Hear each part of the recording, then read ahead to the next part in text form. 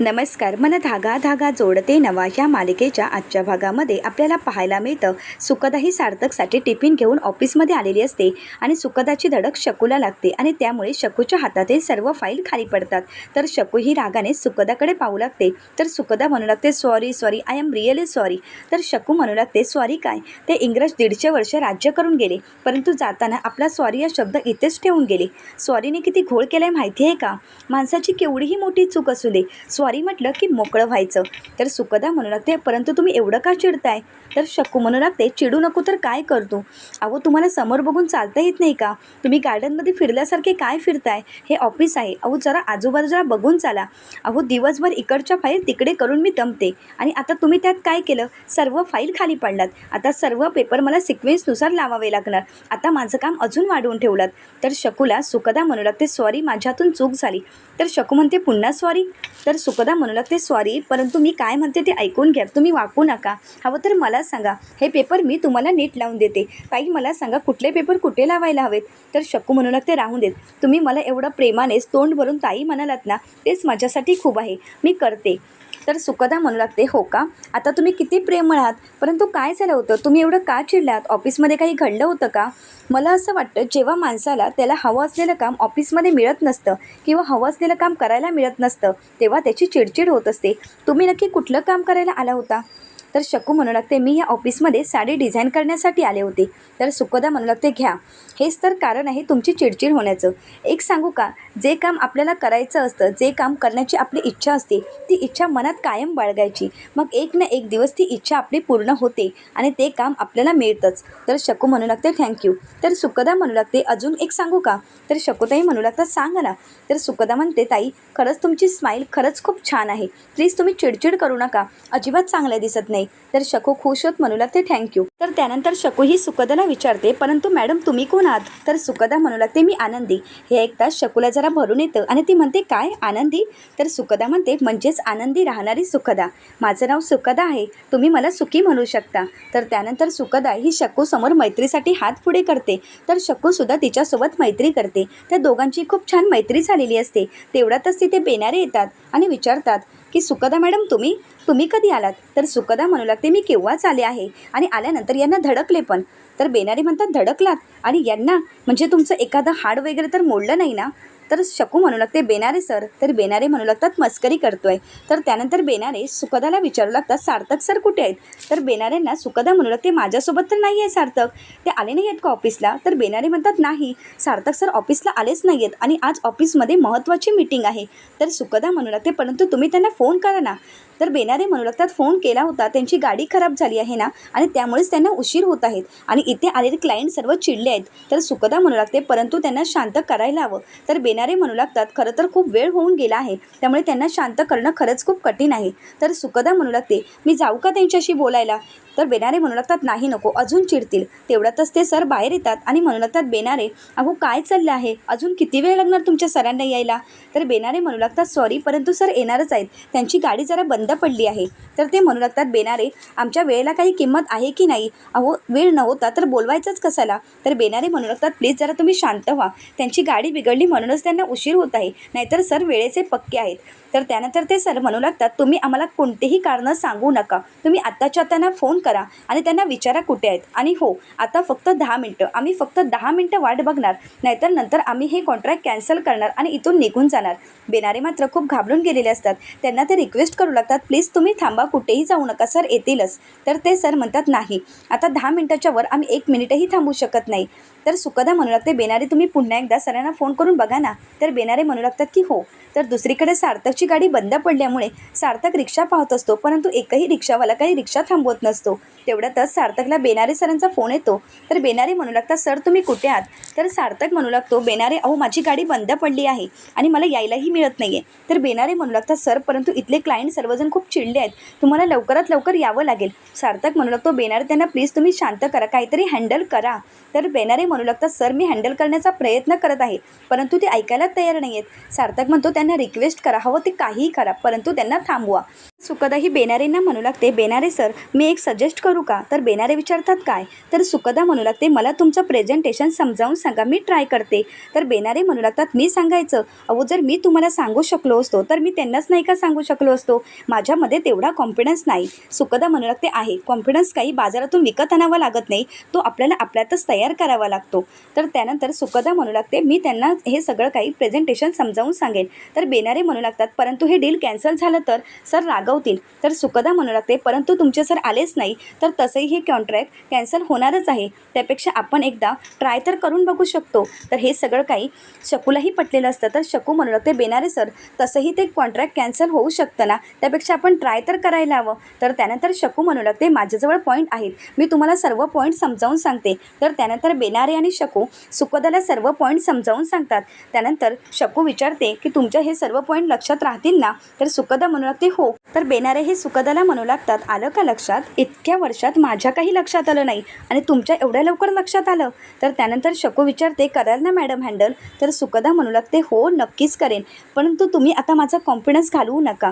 तर त्यानंतर शकू ही सुकदाच्या हातामध्ये फाईल देते आणि म्हणू लागते ही घ्या फाईल. तर सुकदा म्हणू लागते आलेच मी असं म्हणत सुकदा ही प्रेझेंटेशन सांगण्यासाठी मीटिंग हॉलमध्ये जाते. मात्र शकू आणि खूप घाबरून गेलेले असतात. शकू म्हणू लागते प्लीज प्रेझेंटेशन नीट होऊ देत. शकूला खूप भीती वाटत असते. तर दुसरीकडे पाहायला मिळतं रुंदा काकू शलाकाला म्हणू लागतात अगं शलाका त्या सुकदाने आदर्शलाही वेडं केलं आहे. तर शलाका म्हणू लागते होणारच, तू त्याला मोकाट सोडलंयस ना? तर रुंदा काकू म्हणू लागतात अगं मी काय केलं आहे? तर शलाका म्हणू लागते तुला हे अगोदरच कळायला हवं होतं. सुधा काकूने त्या मुलीला घरात आणलं तेव्हाच 2 ते 3 दिवसात तिला घालवायला हवं होतंस, परंतु तू तर काहीच केलं नाही आहेस. तर रुंदा काकू म्हणू लागतात परंतु तू काय केलंस ते मला चांगलंच माहिती आहे, तुझ्यामुळे मला तिखट भाजी खावी लागली. तर शलाका म्हणू लागते मी तेवढं तरी केलं, परंतु तू तर काहीच करत नाही आहेस. रुंदा काकू म्हणू लागतात अगं मी काय करू सांग ना? तर शलाका म्हणू लागते तू काहीच करू नकोस, तू फक्त तमाशा बघत बस. हे ऐकून रुंदा काकूंना राग येतो. रुंदा काकू म्हणू लागतात जास्त बोलू नकोस शलाका, तू तुझ्या आईशी बोलत आहेस. तर शलाका म्हणू लागते बोलू नको तर काय करू?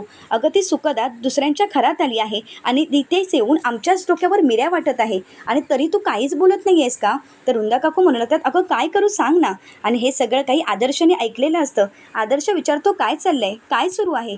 आदर्शला तिथे पाहून रुंदा काकू आणि शलाका खूप घाबरून गेलेले असतात. तर आदर्श म्हणू लागतो कधीतरी कोण सुखी होत असेल ना तर ते तुम्हाला बघवतच नाही ना शलाका आणि आई?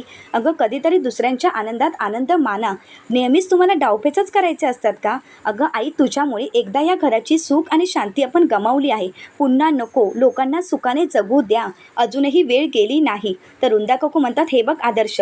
तर आदर्श म्हणू लागतो एक शब्द बोलू नकोस आई. अगं कशाला दुसऱ्यांच्या भानगडीत पडायचं असतं, स्वतःचं बघा ना. प्रत्येक वेळी तुम्ही दुसऱ्यांचा द्वेष करत असता, एक दिवस तुमच्याही आयुष्यात हा एकटेपणा येईल.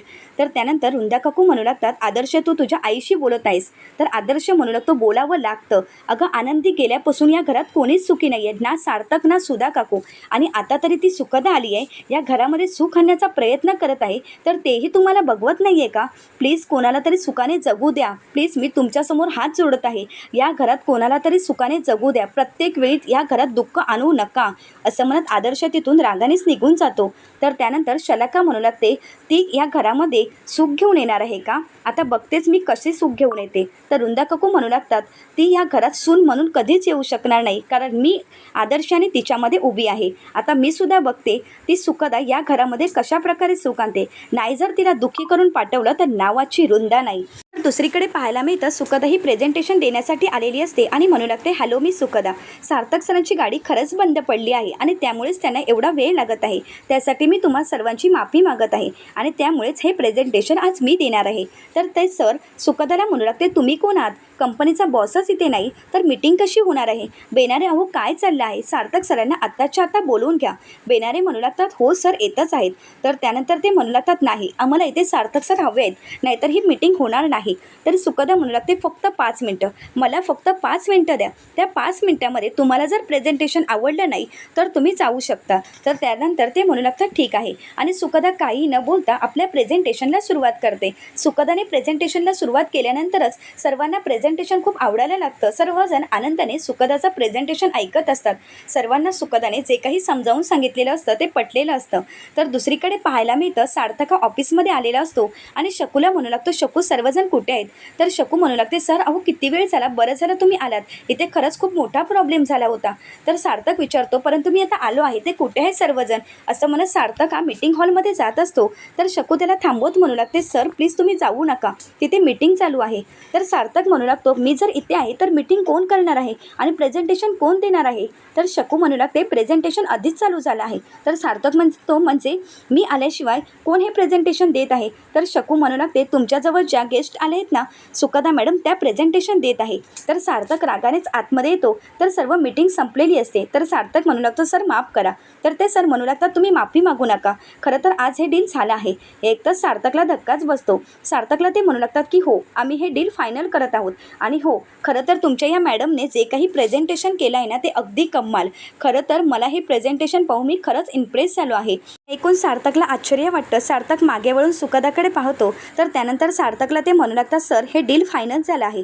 ज्या काही बाकीच्या फॉर्मॅलिटीज आहेत ते मी बेनारेसमोर बसून पूर्ण करेन. असं म्हणत सर तिथून निघून जातात. तर बेनारे म्हणू लागतात, सर खरंच आज सुखदा मॅडमनी ही मीटिंग तर आणि हे प्रेझेंटेशन अगदी खिशात घातलं आहे. मॅडमनी अगदी कमाल डील मिळवून दिला आहे. हे एकदा सार्थक सुखदाकडे पाहू लागतो. मात्र सुखदा काहीच बोलत नाही. सार्थकला आपल्या चुकीची जाणीव होते. तर त्यानंतर बेनारे म्हणू लागतात, सर मी सर्व फॉर्मॅलिटीज पूर्ण करून घेतो. असं म्हणत बेनारेही तिथून निघून जातात. तर त्यानंतर सार्थक हा सुखदाला हळू आवाजातच थँक्यू बोलतो आणि तिथून निघून जात असतो. तर सुखदा म्हणू लागते, किती कंजूस. तर सार्थक विचारतो, काय? तर सुखदा म्हणू लागते, या थँक्यूसोबत स्माईल कुठे आहे?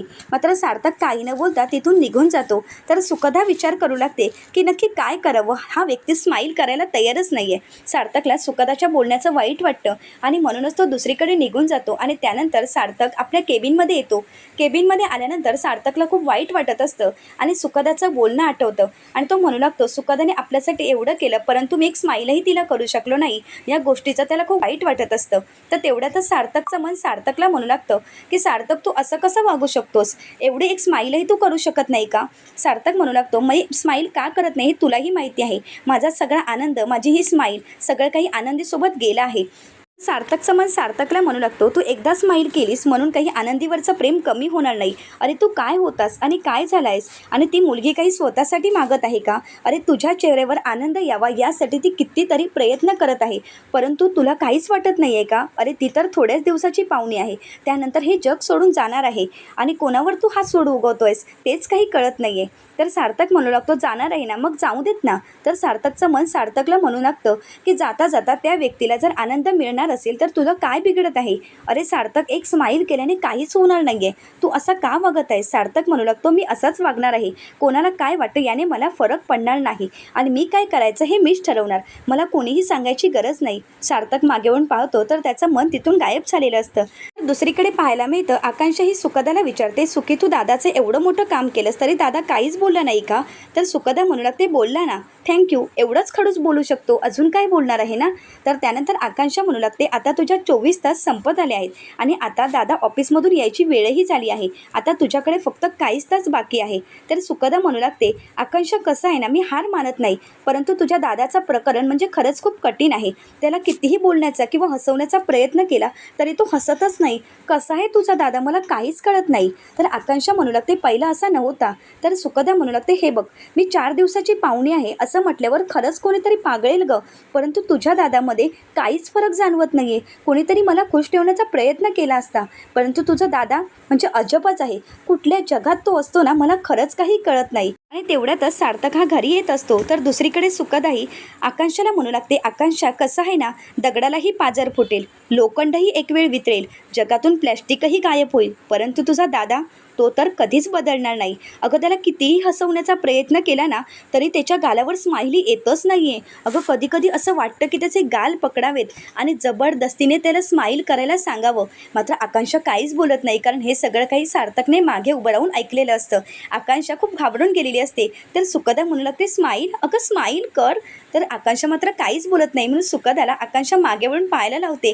तर मागे वळून सुखदा पाहते तर तिथे सार्थक असतो. सार्थकला पाहून मात्र सुखदाला चांगलाच धक्का बसतो. तर सुखदा म्हणू लागते स्माईल, नो नो नो असं म्हणत सुखदा हात खाली करते.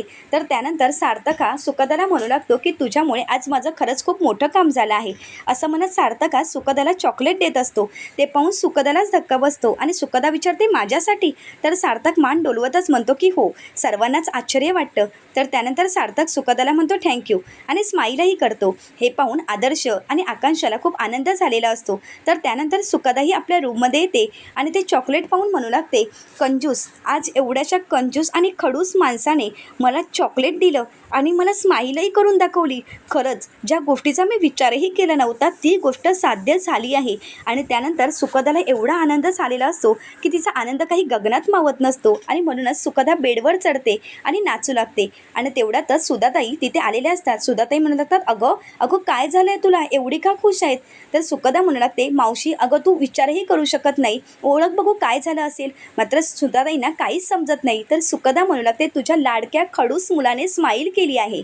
तर पुढील भागामध्ये सुधाताई सुखदाला म्हणू लागतात माझा हरवलेला सार्थक परत जर मिळणार असेल ना तर खरंच माझं नशीब आहे. तर त्यानंतर सुधाताईंना प्रॉमिस करत म्हणू लागते मावशी मी तुला प्रॉमिस करते मी त्याचं गेलेलं आनंदी आयुष्य त्याला परत मिळवून देणार आहे. हे एकदा सुधाताई शांतच होतात. तर दुसरीकडे सार्थक रूममध्ये आनंदीचा फोटो पाहत असतो आणि खूप रडत असतो. आणि तेवढ्यातच तिथे सुखदा आलेली असते. आता सुखदाने आनंदीचा फोटो पाहिलेला असतो. आता सुखदाला सार्थकचा सध्या कळेल का हे पाहण्यासाठी चॅनलला नक्कीच सबस्क्राईब करा. आजचा व्हिडिओ तुम्हाला आवडला असेल तर लाईक करायला मात्र विसरू नका. व्हिडिओ पाहिल्याबद्दल तुम्हा सर्वांचे मनपूर्वक धन्यवाद.